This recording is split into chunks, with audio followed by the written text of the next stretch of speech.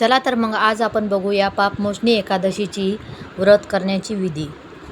बघा मग, सकाळी लवकर उठणे, ब्रह्ममुहूर्तात उठून स्नान करून घ्यावे, स्वच्छ कपडे घालून व्रत करण्याचा संकल्प घ्यावा, पूजेची तयारी करावी, घरातील देवघर स्वच्छ करावे, भगवान लॉर्ड विष्णू किंवा लॉर्ड कृष्णा यांची मूर्ती, फोटो ठेवावा, तुळशीची पाने, फुले, धूप, दीप, नैवेद्य तयार ठेवावे.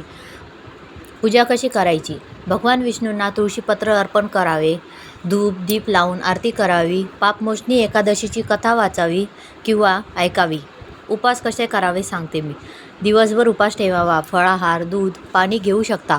तांदूळ, गहू, डाळ यांसारखे अन्न टाळावे, म्हणजे त्या दिवशी खाऊ नये.